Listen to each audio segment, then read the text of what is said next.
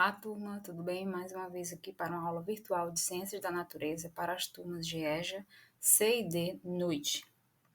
Mas antes da gente ir para a aula, vamos aqui sempre reforçar o recadinho de assistir todos os vídeos com calma, repetidamente, fazer anotações, voltar quantas vezes for necessário.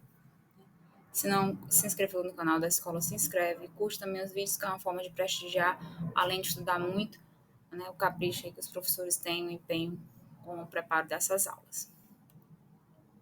Como a gente já vem fazendo desde as últimas aulas, né, a gente agora tem um vídeo só com as 3 disciplinas da ciência da natureza, química, física e biologia. Né? Então, nessa aula a gente vai aí contemplar a continuação dos assuntos, considerando aí em química atomística, né, física, vamos agora abordar as primeiras, segundas e terceiras leis de Newton, né? Vamos falar melhor sobre isso, né? Em biologia, a gente vai dar continuidade também ao que a gente já começou a visualizar e que, no caso, faz parte do conjunto de informações sobre metabolismo, certo? Fiz aí uma pequena correção na letrinha U, para não ter que voltar todo o vídeo aqui. Na química, né? Vamos começar pela química. Na química, a gente tem aí na atomística o estudo do átomo, que é essa partícula fundamental que forma todas as coisas, e que a primeira ideia de que todas as coisas, quando eu digo todas as coisas, é tudo que forma o universo, vivo, que não é vivo, todos os materiais que compõem o universo, que é vivo, que não é vivo, certo? Teria uma partícula fundamental. Essa primeira ideia a gente já conversou bem sobre isso, resgatando informações ainda lá das ciências do fundamental. Foi primeiro chamada de, e até hoje, né, conserva o nome de átomo, porque a primeira ideia foi a ideia de que essa partícula ela deveria estar em todas as coisas, e o que, na verdade, portanto, tem em comum a todos os materiais é o fato de, em todos os materiais, na sua composição, nós temos essa partícula que, nessa época, de forma, nesse pensamento filosófico, ainda não experimental, portanto, descrevia como uma partícula não divisível, né? Ou seja, indivisível. Essa ideia, né, surgiu aí com os gregos da Grécia Antiga. E isso, gente, ao longo da história da ciência, que é essa primeira ideia aqui, alguns dos filósofos importantes ficaram registrados na história aí, foi o Demócrito, o Leucipo, assim como vários outros que contribuíram para esse conceito filosófico de que todas as coisas são formadas por uma partícula fundamental. A própria palavra átomo, né, é uma palavra de origem grega, portanto, que quer dizer partícula indivisível. Agora eu estou aqui com a ferramenta que eu adquiri, mas que eu estou ainda aprendendo a utilizar, por isso que a letra pode ficar feinha. Então, esse átomo, ao longo da história, né, do desenvolvimento da história da ciência, que a gente tem um lapso aí entre a Idade Antiga até a gente chegar pós-Idade Média, né, pós-Idade das Trevas, onde o conhecimento ficou restrito a poucos, e aí a volta desse pensamento mais validado, né, o surgimento da metodologia científica já pós-Idade Média, no início da Idade Moderna, quando Dalton traz aí, resgata essa ideia dos gregos, né, conservando a ideia de que todas as coisas são formadas por uma partícula fundamental, o átomo, e que o átomo ele é indivisível. Então, o que, é que a gente tem ao longo da história da ciência? Modelos diferentes para explicar como todas as coisas são formadas. E aí, todos, né, conservaram a ideia de que havia essa partícula fundamental, que é o átomo. Então, aí passou a se chamar modelos atômicos, né? Então, dentro dos modelos atômicos, dentro da evolução desses modelos atômicos, partindo de Dalton, nós temos aqui o surgimento da ideia, claro que com o advento de conhecimento de outras áreas, né, física, matemática, para fazer com que esses modelos fossem evoluindo para chegar mais próximo da realidade, né? Então, nós temos aqui o modelo de Thomson. Thomson verificou, né, junto com o conhecimento de outras áreas, já havia conhecimento das chamadas cargas elétricas, que na verdade o átomo ele era muito parecido com o que eles chamou de pudim de passas, né, um bolo de passas, onde era uma massa, né, positiva, negativa, mergulhado aí nessa massa negativa, cargas positivas. Aqui a gente chamou de prótons. Só em ter isso, então você já teria que se desfazer essa ideia de que o átomo é uma partícula indivisível. Porque se tinham coisas menores, né, no caso ainda eram entendidas como cargas dentro do átomo, o que é que a gente observa? Que o átomo, portanto, tinha partições, tinha divisões, então ele era assim uma partícula divisível.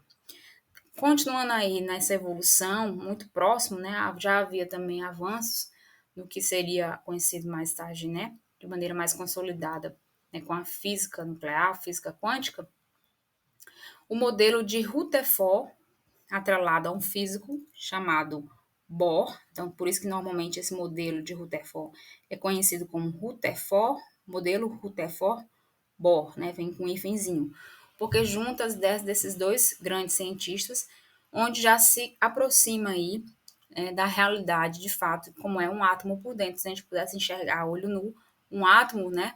Ele tem uma aparência muito semelhante com o nosso sistema solar, onde a gente chega aí nesse modelo atômico atual.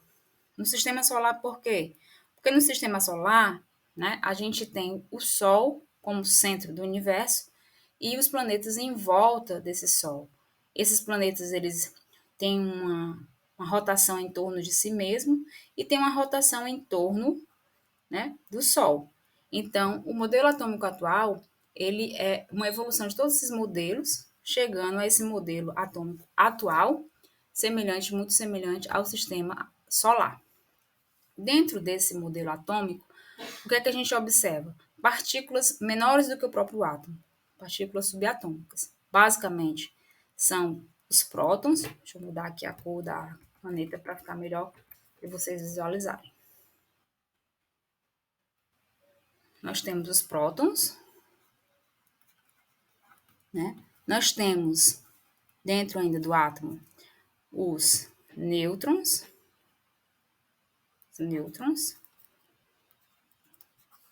e nós temos os elétrons.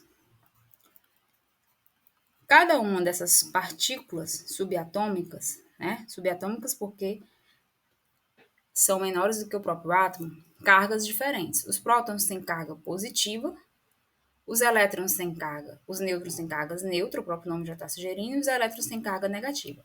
Vamos aqui ao desenho.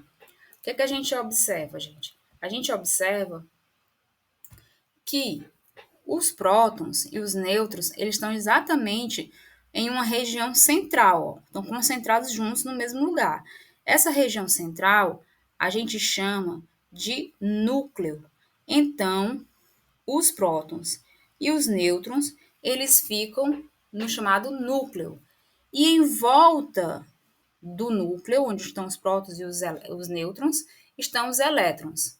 Essa região onde estão os elétrons é a eletrosfera, certo?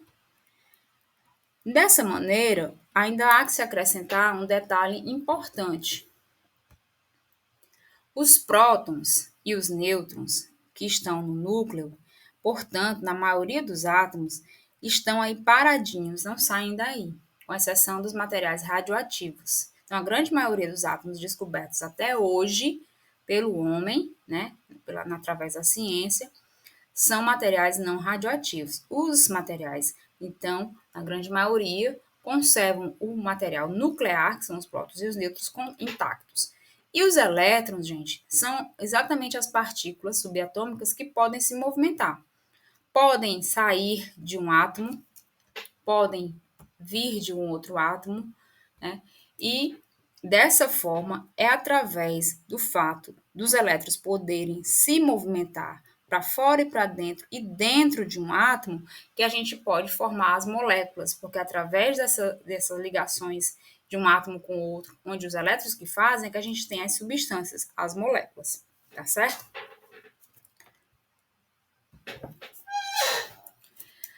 Há de se acrescentar ao que a gente viu até agora, né, relembrando conceitos, reforçando conceitos e acrescentando informações novas para vocês, que equivale ao primeiro ano, de que o que a gente tem, então, no átomo é essas partículas subatômicas que vão dar algumas características importantes para o átomo. Uma delas é a massa atômica. Então, a massa atômica de um átomo, ela é a soma daquilo que está lá dentro do núcleo, que a gente acabou de ver. Então, são os prótons e os nêutrons. Mas na forma representativa, o que é que a gente tem? A gente tem a massa, apesar de a palavra massa em português ser um M, convencionalmente, uma convenção científica, a massa a gente representa pela letrinha A, né? E os prótons a gente diz que é o número Z, P ou Z. Por quê? Porque os prótons, gente, também é conhecido como número atômico. Guardem essa informação. Então, um átomo, quando a gente vai representar ele simbolicamente, ele tem que ter algumas coisas. Uma dessas coisas é exatamente o símbolo desse átomo, ou seja, o símbolo do elemento químico, que é a representação de um átomo, que vai ser a inicial, ou as iniciais do nome do elemento químico, que representa o átomo, em latim, tá certo? E além desse símbolo, o que a gente pode ter são dois números que geralmente, por convenção, muitas vezes o que acontece? Vem um número menor em cima e um número maior embaixo, que pode ser à esquerda ou à direita. É só vocês observarem, tiverem curiosidade, na tabela periódica. Professora, e se vier o contrário, à direita e esquerda, eu costumo dizer que isso é convenção. Eu prefiro explicar que o principal de você lembrar e gravar é que o número menor vai ser exatamente sempre o número Z, o número atômico. E o número Z, o número atômico, é a mesma coisa que o número de prótons. Então, se você quer saber o número de prótons de um átomo que tem lá no núcleo dele, você procura saber o número atômico dele, o número Z. Esse valor você não precisa decorar. Esse valor está lá na tabela periódica, é sempre o número menor. E o número maior sempre vai ser o número da massa atômica. A massa atômica, que simbolicamente eu vou representar pela letrinha A, certo? E A é dado pelo quê? A massa, por aquilo que está no núcleo, ó. No núcleo. A soma dos prótons e dos nêutrons. Então, aqui eu botei como exemplo a representação do átomo de carbono. Então, a massa atômica do carbono é 12 e o número atômico do carbono é 6. Essas informações estão lá na tabela periódica. Então, o principal de eu saber identificar é isso. Númerozinho maior sempre vai ser a massa atômica e o númerozinho menor vai ser os números de prótons, ou também chamado de número atômico. Agora a gente vai para a física, né? E física, o que a gente tem a destacar, né? A gente vai destacar aqui uma parte importantíssima, fundamental, para ter tornado esse nome extremamente conhecido, que é o nome de Isaac Newton, né? Isaac Newton, que foi exatamente um dos cientistas marcantes, né, na era moderna, né, da história da humanidade, pós-Idade Média, né, advento aí do pensamento científico, né, o avanço do pensamento científico, né, transpassando ao pensamento filosófico, pensamento das teorias comprovadas cientificamente falando, ou seja, através de metodologia científica, métodos científicos, onde há um planejamento que vai além das hipóteses, mas comprovação dessas ideias, dessas hipóteses, surgindo nas teorias científicas. Isaac Newton, portanto, foi um desses grandes nomes, né? Seus trabalhos influenciam até hoje em diversos segmentos afins da matemática e da física, né? Especialmente atrelados à transmutação, à ótica, mecânica e assim por diante. Alguns dos trabalhos de Newton viraram leis importantes e ficaram conhecidas como as leis de Newton, como a primeira e a segunda leis de Newton, atrelada especialmente a assuntos relacionados à mecânica. Né? Então, a gente vai analisar aqui do ponto de vista especialmente das aplicações dessas leis, identificação e aplicações dessas leis. Ou seja, o principal é entender, não ir para o lado complexo do cálculo, efetivamente, e não compreender isso dentro de situações do nosso cotidiano. Tá certo? A primeira lei de Newton, ela é uma lei que também é conhecida como a lei da inércia, né? Na verdade, a lei da inércia, ela explica várias situações que acontecem no nosso dia a dia, né? De maneira simplificada, né, a gente poderia traduzir, né, o pensamento dessa lei, que é de que todo o corpo continue em seu estado de repouso, de movimento uniforme, né, em uma linha reta, a menos que seja forçado a mudar aquele estado por forças aplicadas por ele. Traduzindo, isso aqui, por exemplo, é o que explica quando você está sentado, por exemplo, dentro de um banco de um carro ou de um ônibus, né, ou levado na garupa de uma bicicleta, que está em movimento, mas você, em relação à bicicleta, você está parado, você está em repouso.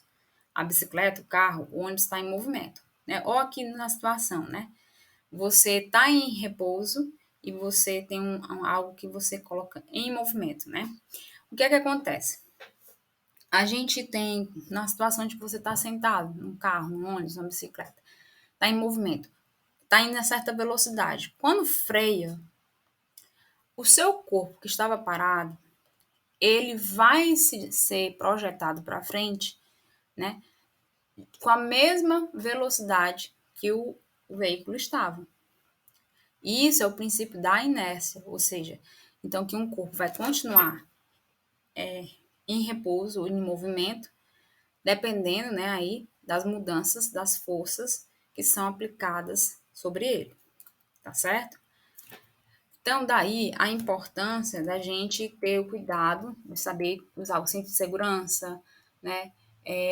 O airbag é feito já dentro de um limite de suporte, né? De determinados alcances de velocidade que os corpos que estão ali, por exemplo, em repouso dentro de um carro, podem adquirir numa freada brusca. Por isso que uma freada brusca em baixa velocidade tem uma severidade no acidente e do que uma velocidade maior. É óbvio isso, mas por quê? Porque o seu corpo ele vai adquirir aquela força daquele movimento em função da taxa da velocidade que o veículo estava andando. A segunda lei de Newton, ela, na verdade, ela está atrelada a uma questão muito qualitativa, né, que a gente chama de maneira mais complicada, que a gente não vai explicar aqui, né, está associada a forças vetoriais, né. Então, de modo qualitativo, tem a ver com a proporção de uma força que promove movimento que você coloca, que você imprime, que você aplica, né, em determinado ponto em linha reta, né? Então, essa lei, ela também é conhecida como superposição de forças ou como princípio fundamental da dinâmica, traduzida de sua forma original, ela então é a mudança de movimento é proporcional à força motora imprimida e é produzida na direção de linha reta na qual aquela força é aplicada. Então, a tradução é que a força aplicada, se ela for aplicada em tal direção, em tal sentido, por ser vetorial, né, o corpo que está adquirindo essa força vai receber aquilo, né, de maneira proporcional, né, àquela força que foi recebida e traduzida em movimento. Então, quanto mais força, maior vai ser aqui a taxa, né, de movimento sobre o tempo, o espaço percorrido, no caso, por exemplo. E a terceira lei de Newton, ela trabalhando as outras duas leis, ela vai aí falar da questão, né, muito clichê às vezes, de que a da ação e da reação, né? Toda ação, né, reação oposta, toda ação tem uma reação, porque na verdade a terceira lei de Newton, que também é conhecida como essa lei da ação e reação, ela vai aí considerar que os pares de forças de ação e de reação estão proporcionalmente em sentidos opostos, né? E em intensidades, modo de números de valores iguais, mas em sentidos opostos, né? E dessa maneira, quando você tem uma força, e, portanto, já que é um sistema vetorial, tem sentido específico, você aplica uma força para a direita, vai ter uma força de reação vindo da esquerda, e o contrário também. Se você exerce uma força para cima, esse meu para cima está meio torto, vai vir uma força contrária para baixo, tá certo? Então, existem fórmulas para expressar essas leis de Newton, né? Na primeira lei, a gente basicamente, para ela ser qualitativa, a gente na verdade esquematiza ela, né, dessa maneira, onde a força, se ela é proporcional, né, à questão do movimento, então, saindo do movimento, há, portanto, um aumento da força. Voltando ao movimento, há, portanto, uma produção de força, tá ok? A segunda lei de Newton, ela é equacionada de maneira a ser expressa em função também aí de movimentos que vão existir, dependendo das forças aplicadas. E isso está relativo também com a massa, né? A gente aqui nesse desenhozinho consegue visualizar isso melhor. Voltando aqui ao desenho da segunda lei. Quanto maior a massa, maior vai ser aqui a velocidade adquirida, porque a força aplicada também vai ser proporcional à aceleração. Então, aqui se a gente empurrar esse carrinho vazio, né, a gente vai alcançar uma velocidade, né, diferente desse carrinho cheio aqui. Ou seja, então a massa, quanto maior a massa, né, maior a força aplicada, né, para exercer, para provocar o movimento, mesmo uma dada aceleração.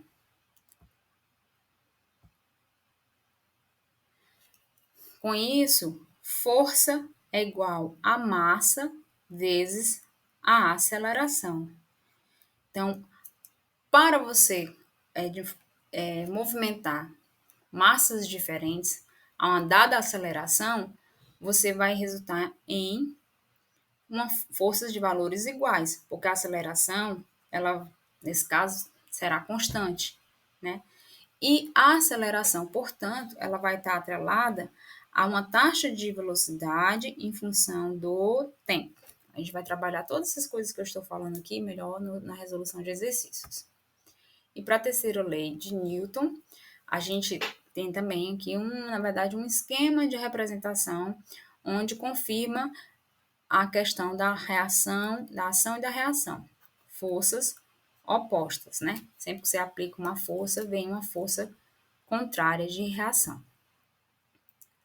Resumindo aqui as leis de Newton, a gente tem, né, na primeira lei, também conhecida como lei da inércia, corpos, né, que vão estar em repouso até que haja uma força que consiga levar o movimento. A segunda lei de Newton, que é o princípio fundamental, né, de proporcionalidade de força e massa e aceleração, seguindo o pensamento qualitativo que essas forças têm uma direção e têm um sentido. E a terceira lei, que é a lei da ação e reação, para ilustrar que sempre a força de ação ela tem uma força contrária, né, na mesma intensidade, só que em sentidos opostos.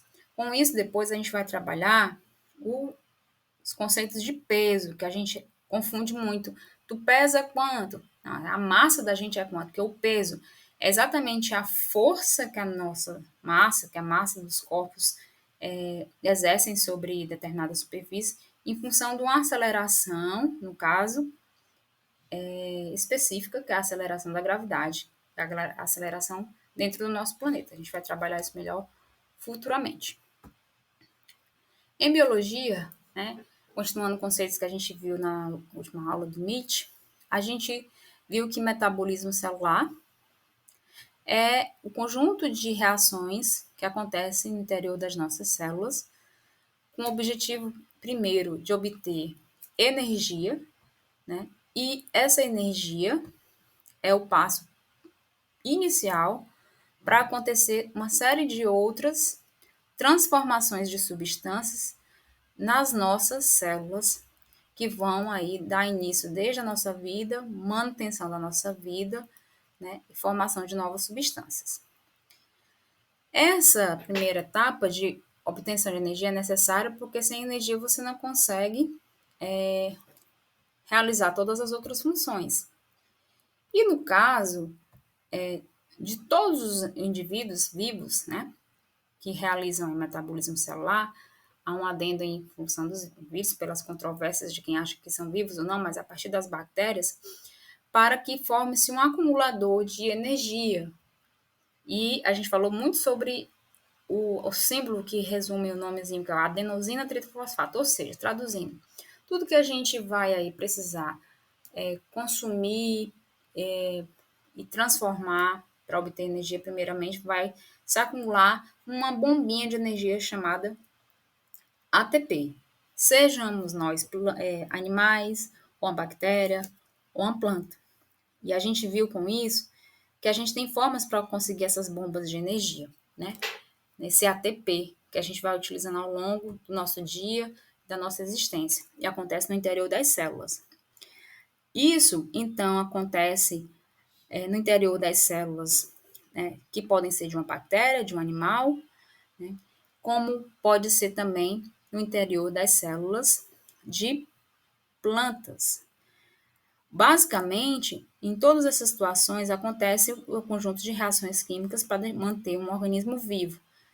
No interior de células, né, que ocorrem na presença de oxigênio, a gente chama de respiração celular, né, respiração celular aeróbica, certo?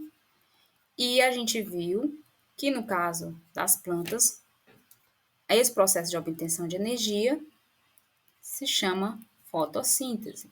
Então, no desenhozinho de baixo, o que a gente tem? A gente tem exatamente mostrando como essas duas formas de obtenção de energia são complementares, né?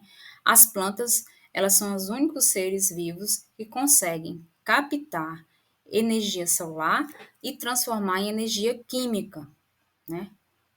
E essa energia química que vai ser utilizada por eles mesmos, pelas plantas e por outros seres. Eles são os únicos que fazem isso. Por isso que são chamados de fotossintetizantes, porque foto vem de luz. Então, a partir da luz, sintetizam novas substâncias para obter energia. E a fotossíntese e a respiração são complementares, porque na fotossíntese as plantas consomem gás carbônico, água com a luz solar para produzir exatamente o que a gente vai precisar para realizar a nossa obtenção de energia, que é o oxigênio, né? E aí a glicose, que vai ser a menor partícula que a gente vai obter na interior da nossa célula depois de comermos aí desde uma rabada, uma banana, um copo de leite, e também vamos formar água. Em ambos esses dois processos, há a produção de energia. Essa energia que vai ser utilizada para manter nosso corpo funcionando, certo? Dessa maneira, a gente tem, em relação à obtenção de energia, seres classificados em autótrofos e heterótrofos. Então, os seres autótrofos, como as plantas, né, produzem o próprio alimento, a glicose, como processos como a fotossíntese, como a quimiossíntese, né? Em consequência, vão produzir gás carbônico, água, né? E a gente tem a luz solar como primeira forma de energia a ser transformada, como a gente falou.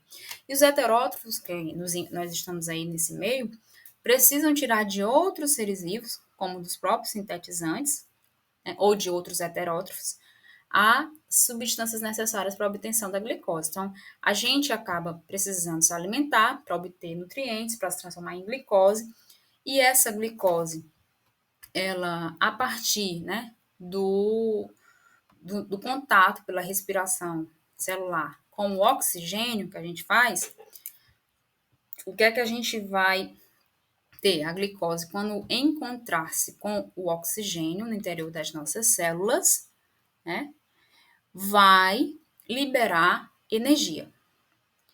E aí, essa energia que a gente vai utilizar para as nossas funções.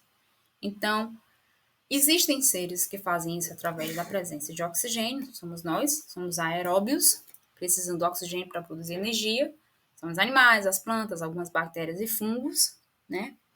E seres anaeróbios que não dependem do oxigênio para produzir essa energia. Aí já é o caso de algumas bactérias que já são ao contrário, não precisam do oxigênio, fungos, né? É por isso que às vezes tem alguns ferimentos que a gente não pode utilizar apenas água oxigenada para desinfetar. Por quê? Porque tem bactérias ali que tanto gostam de oxigênio como outras que não. Então, aquelas que não gostam vão morrer com água oxigenada, mas aquelas que gostam de oxigênio vão se proliferar mais ainda. Então, tem que fazer um misto aí nessa limpeza, mas a gente pode falar sobre isso depois. Então, gente, basicamente, as informações para que a gente melhore aí o conhecimento, explore mais nas próximas aulas também do MIT, né, na próxima atividade de AP2, são essas em Química, Física e Biologia. Como eu sempre digo, são assuntos muito extensos, por isso a importância de vocês revisarem, pesquisarem outras fontes e também tirarem dúvidas, tá certo? Um abraço e até mais.